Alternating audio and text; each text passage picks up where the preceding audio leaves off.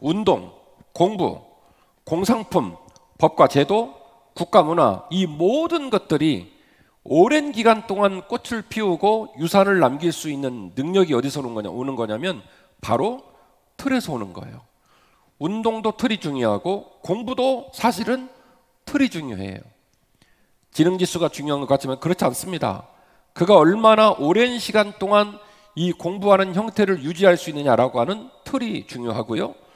좋은 제품을 만들어내는 것도 틀이 좋아야만이 좋은 제품이 나오는 거지, 틀이 안 좋으면 아무리 중간에 설계를 변경시키고 아무리 중간에 좋은 제품을 만들고 싶어하는 열망을 가져도 그 뜻을 이룰 수 없습니다. 왜냐하면 틀이 이미 망가졌기 때문이죠. 운동, 공부, 공상품, 법과 제도, 국가 시스템, 국가의 문화, 이 모든 것들이 틀이 중요하더라라는 것을 생각하면서 오늘 말씀이 끝나는 순간까지 나에게는 어떤 틀이 있을까? 우리 거룩한 한빛교회 역사에 우리는 어떤 틀을 만들어 왔고 앞으로 또 어떤 틀을 만들어갈 수 있을까를 염두에 두고 말씀을 들으시기를 간절히 원합니다. 첫 번째 여러분과 함께 나누고 싶은 중요한 주제는 이런 겁니다. 틀을 파괴하여 생명력을 얻었고 틀을 소홀히 하여 힘을 잃었다는 사실입니다. 우리 예수님께서 십자가에 달려 돌아가신 그 순간의 사건은 성전의 휘장을 가르고 성전과 대제사장이라고 하는 유구한 유대의 전통을 깨뜨리고 오직 예수의 은혜로 모든 백성에게 구원의 문을 연 어마어마한 사건이었습니다. 예수님의 그 거룩한 피가 그 유대 역사에 오랜 동안 이어져 내려왔던 신앙의 틀을 깨뜨린 거죠. 성전의 휘장이 갈라지면서 그 성전의 성소와 지성소의 역할이 종료가 된 겁니다. 그리고 그 성전에서 제사를 드리러 오는 백성들을 위임하여 그들을 대신하여 속죄를 진행했던 대제사장의 역할이 종료가 된 겁니다.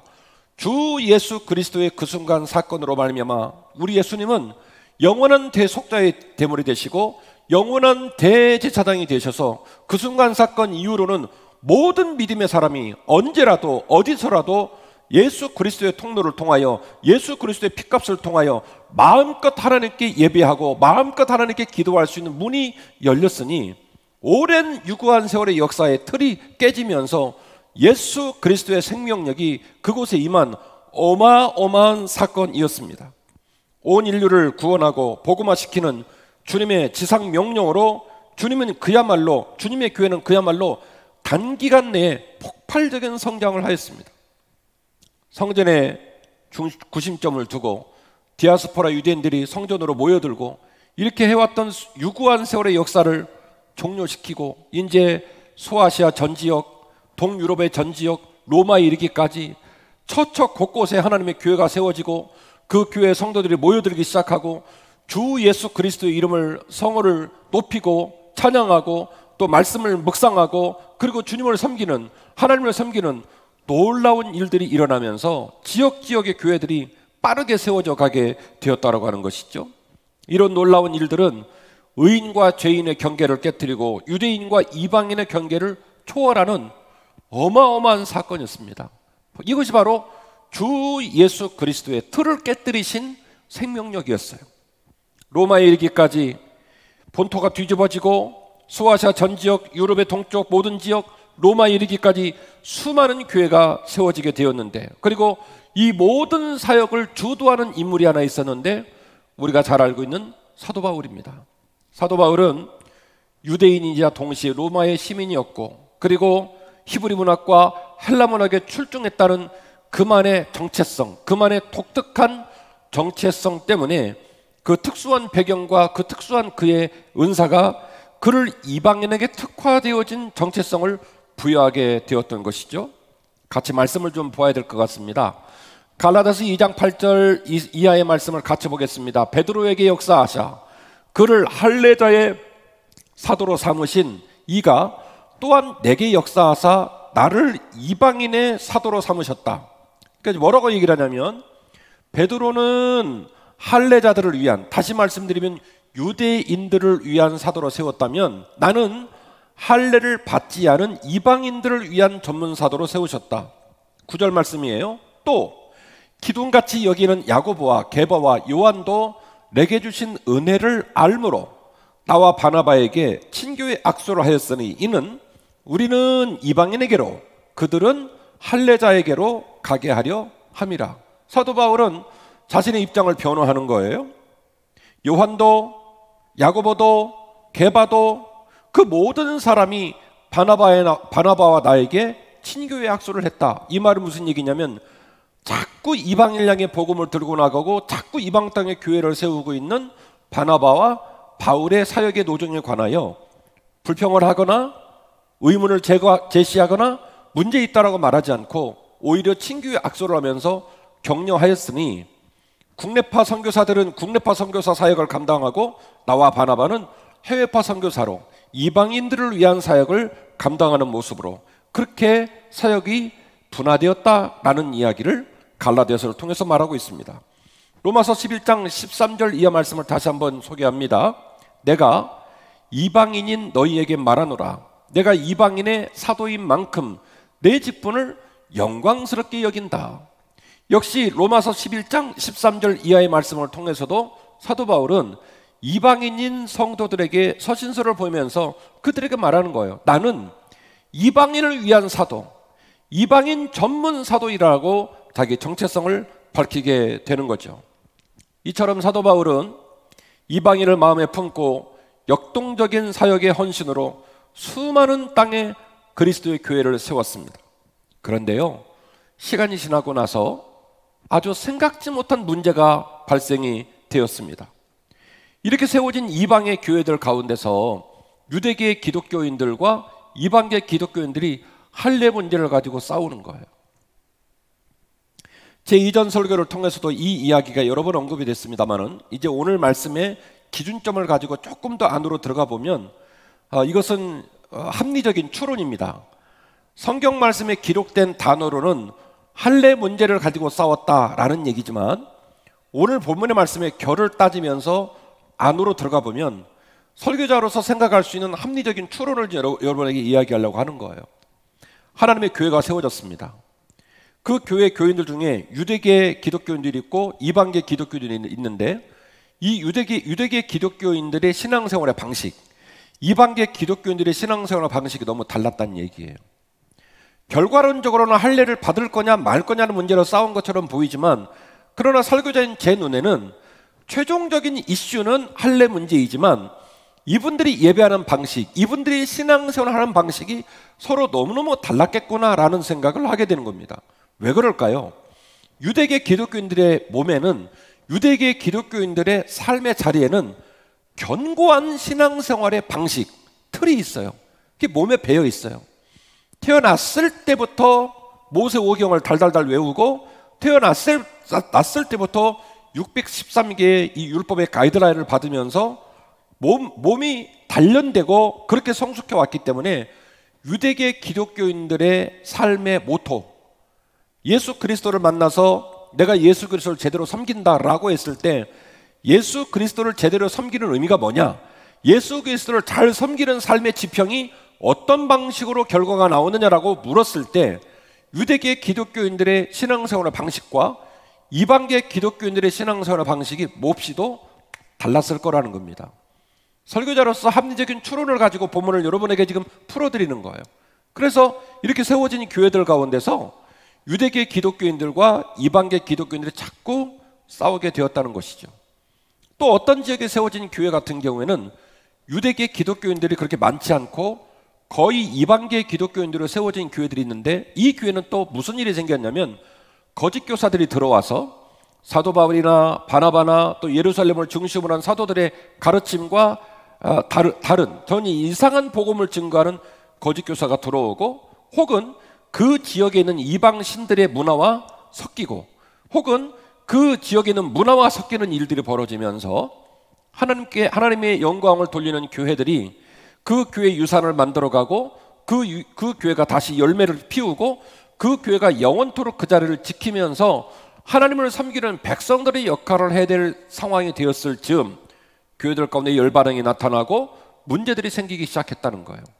이방계 기독교인들과 유대계 기독교인들이 갈등을 하고 이방계 기독교인들이 줄을 이룬 교회에서는 거짓 교사가 들어오고 그 지역의 우상을 섬기는 이들과 혼합이 되어지고 그 지역의 문화에 녹아나는 이런 어려운 일들이 일어나게 되더라는 겁니다.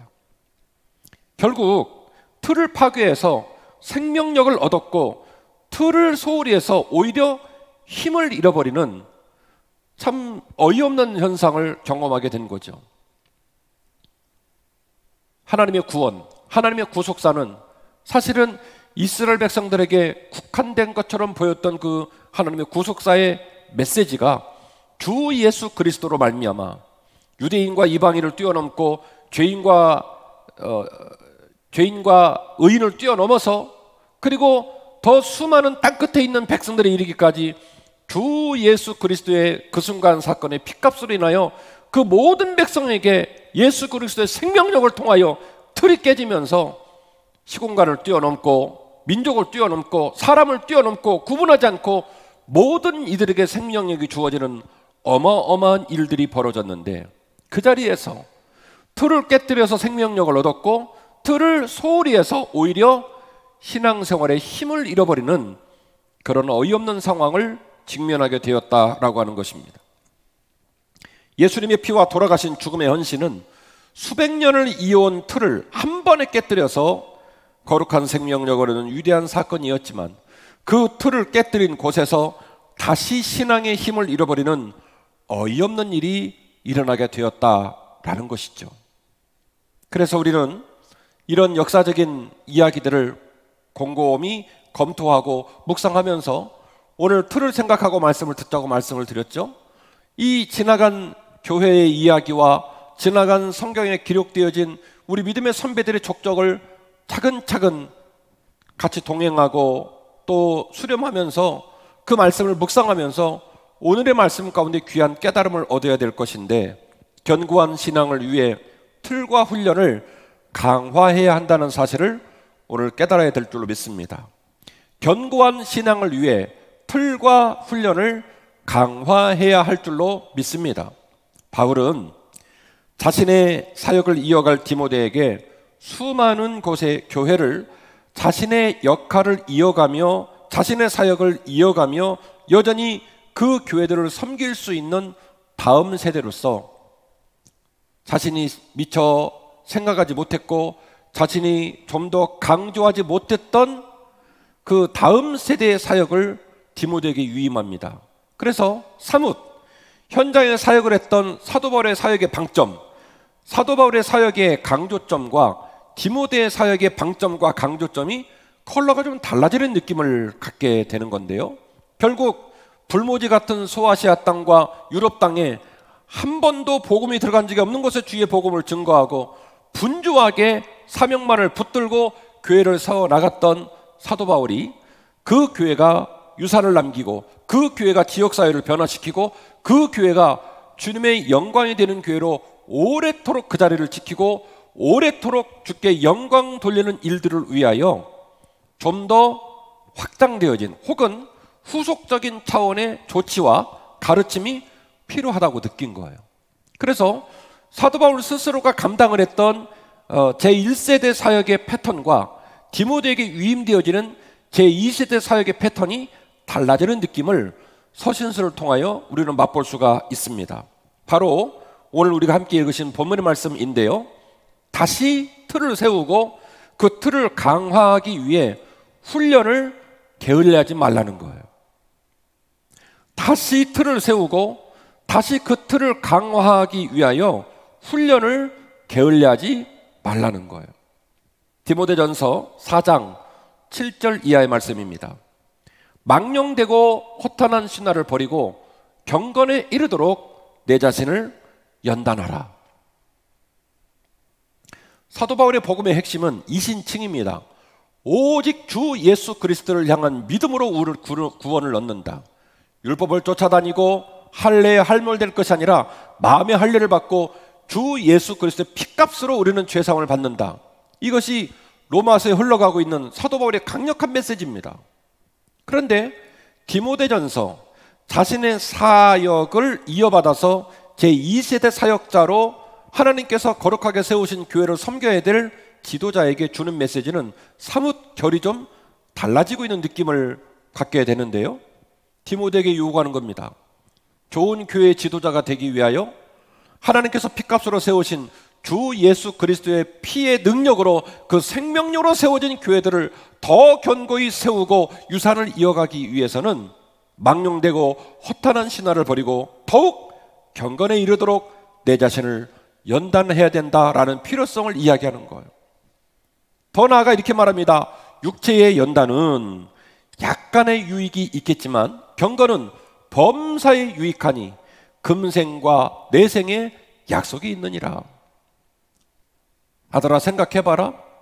인생을 살아가면서 운동을 하고 제품을 만들고 공부를 하고 국가를 세우고 법과 제도를 세우고 이런 일들을 위하여 우리가 연습하고 훈련하고 틀을 만들고 준비하고 하는 부분들이 얼마나 유익하더냐. 그러나 이 육체의 연단은 약간의 유익이 있지만 경건은 범사에 유익하니. 이 말은 무슨 얘기냐? 금생과 내생에 전 영역에 걸쳐서 유익하다는 거예요. 네가 지금 발을 딛고 살아가는 이 땅의 삶에서도 유익하고, 그리고 언젠가 이 땅의 삶을 마치고 주 예수 그리스도의 품에 안겨 영원한 하늘나라에 거하는 그 시기에도 여전히 종료되지 않고 유효한 모습으로 유익하다는 거예요. 그래서 경건에 이르도록 네 자신을 연단하라는 겁니다. 여러분, 유대인이라는 용어는 포로 귀환 이후부터 사용되는 용어예요. 포로 귀환 이전에는 이스라엘이라는 이름을 쓰시고요. 그리고 야곱에게 이스라엘이라는 이름을 주시기 전에는 족장 시대는 히브리 민족, 히브리인 이렇게 명칭이 좀 달라지는 모습이 있는데, 포로 귀환 이후로를 유대인이라고 말할 수 있다고 한다면 그 유대인의 역사 가운데서 그 유대인의 역사가 수많은 이 외부의 압력과 또 민족의 역사를 잃어버릴 수 있는 수많은 변수 가운데서 그 명맥을 이어왔잖아요. 그 유구한 역사 가운데 끝까지 유대인들이 살아남을 수 있었던 단 하나의 이유는 강력한 신앙생활의 틀을 지켜왔기 때문에 그렇습니다. 출애굽 1년 만에 도착한 시내산에서 하나님은 그 민족을 1년 동안 시내산에 머물게 하시면서 그 기간 동안 모세를 통해 하나님 백성의 정체성을 끝까지 지켜낼 수 있는 신앙생활의 틀을 설계해 주셨어요. 그 틀이 10계명을 모법으로 한 613개의 율법입니다. 그리고 그 율법을 준행하는 삶의 자리에는 성막이 있고, 그 성막 안에 하나님의 백성들이 하나님을 섬기는 일들을 주도하고 가르치고 이끌어가는 제사장이 있고, 그 성막과 그 제사장이 하나님을 만나는 날, 그것이 바로 안식일입니다. 요 틀을 하나님이 만들어 준 거예요. 이 틀을 가지고 남은 세월을 살아라. 그래서 남은 세월을 살 수 있는 틀을 주시기 위하여 시내산에서 그들의 발걸음을 정지시킨 채로 무려 1년 동안 십계명을 주시고 성막을 만드는 설계도를 주시고, 그리고 십계명과 성막을 중심으로 하나님 백성들이 어떤 틀을 가지고 남은 세월을 살아야 되는지, 이 모든 구조물을 만드느니라 어느 정도 시간을 쓰셨냐면 1년이라는 시간을 쓰셨다라고 하는 것이죠. 그리고 이 틀에서 5대 제사, 번제, 소제, 속죄제, 속건제, 화목제, 그리고 3대 절기, 무교절, 칠칠절, 초막절이라고 하는 시행세칙에 의해서 3대 절기를 지키고 5대 제사를 드리면서 백성들이 지금까지 하나님의 백성의 자리를 지켜오고 있는 거예요. 여러분, 중간에 얼마나 수많은 일들이 있었습니까? 북왕국 이스라엘 200년, 남유다 150년, 350년, 포로기 70년, 중간기 400년, 예수님 시절에 이르기까지 수백 년 동안에 그들의 민족이 멸문지족이 될 수 있는 수많은 환난과 역경을 겪으면서도 끝까지 명맥을 유지해 올 수 있는, 없어진 것 같고 끊어진 것 같고 타버린 것 같은 곳에서 그루터기가 되고 렘넌트, 남은 자가 되어서 다시 싹이 올라오면서 예수님 시절까지도 유대인들이 유대인의 명목을 이어가고 하나님 백성의 명맥을 이어갈 수 있었던 저력, 힘이 뭐냐? 그게 바로 뭐냐면 틀이었어요.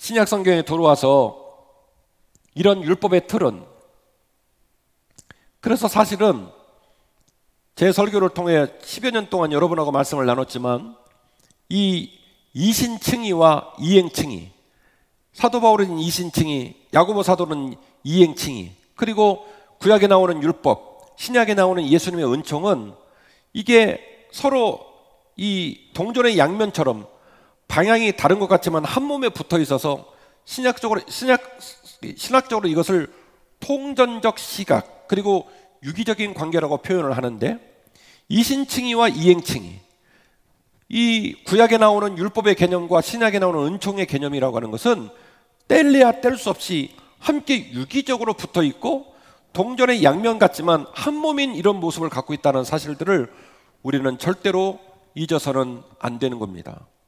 비교적 현대교회는 예수 그리스도의 무한의 은혜를 강조하는 경향을 지니고 있습니다. 그가 죄인이라 할지라도 우리의 삶의 모습에 어떤 경건과 어떤 분별과 어떤 훈련과 어떤 연단이 없다 할지라도 오직 예수의 은혜면 다 된다는 식의 이야기로 편향되어진 모습들이 우리들에게 있다는 것을 점검해 볼 수 있어요. 그래서 특별히 코로나19의 비대면 상황 속에서 우리가 우리의 믿음의 무게, 우리의 믿음의 깊이, 그리고 우리가 어떤 신앙으로 오늘까지 하루하루를 살아왔던가를 점검하면서 우리는 오늘 틀의 중요성을 다시 한번 깊이 묵상하게 되는 겁니다.